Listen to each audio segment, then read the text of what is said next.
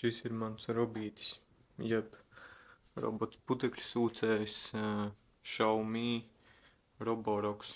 Nav tas pats gudrākais, bet savu uzdevumu pilda. Neatceros, cik bija baterijas ietilpība, bet šobrīd ir 100% uzlādēta baterija. Tad mēģināšu iztīrīt savu dzīvokli, iztērēt bateriju līdz 0, un tad paskatīsimies, cik tad nepieciešama elektroenerģija, lai uzlādētu šo, un vai viņš spēs iztīrīt manu 3 stabu dzīvokli ar vienu uzlādi. Un tad laižam vaļā.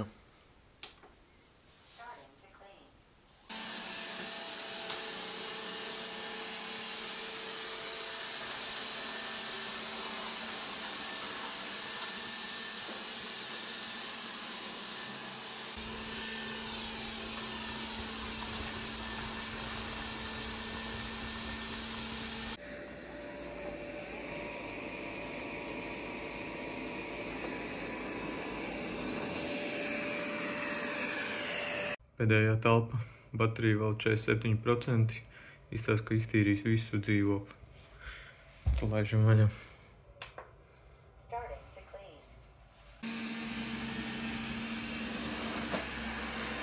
Dzīvoklis iztīrīts, bet mums vēl ir 36% baterija. Es laikam pielikšu mopu, viņam arī ir tāda funkcija, un tad tādā veidā iztērēšu pārējo bateriju.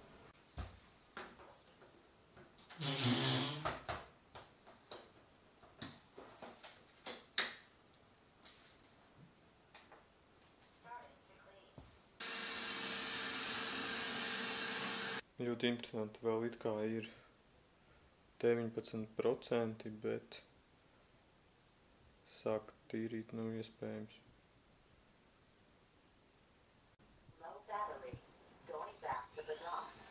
Liksim tad lādēties un skatīsimies, cik tad būs elektroenerģijas patēriņš. Tagad, kā es parādīju, ir 19%, tad lai iet uz māju.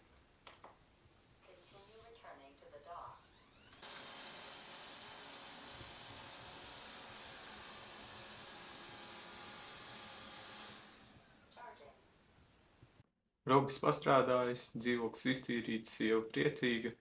Nu tad paskatīsimies uz rezultātiem. Kopumā tad iztīrīja Robis 4 telpas, virtuvi, viesistabu, guļamistabu, koridori un bērnistabu. Kopējā iztīrītā platība bija 70 kvadrātmetri, un to viņš paveica 105 minūtēs. Nu tad pie elektroenerģijas patēriņa, kā jau es parādīju, tad Robis palika uz 19% un tālāk vairs neko negribēja darīt, kā tikai iet atpakaļ uz māju un uzlādēties. Tad, kā redzams, uzlāde notika 3,5 stundas apmēram un kopā patērēja 61 vatu. Tātad praktiski, lai izsūknētu visu dzīvokli vienu reizi, izmaksas principā nekādas, varbūt aptuveni kādu 2 centi. Bet saistībā ar putekļu sūcējs pamanīja kaut ko interesantāku. Tātad tas palika pieslēgts elektrībai, un kā redzams, visu laiku ir kaut kāds patēriņš. Tas varbūt nav liels, 1–2 vati stundā, bet dienā tas jau ir gandrīz 40–50 vati, un tā katru dienu, kaut vai viņš netiek lietots. Nu, turpmāk es viņu uzlādēšu un atvienošu no elektrības, jo mēnesī tas jau ir diezgan liels patēriņš. Tas arī viss par manu Robi.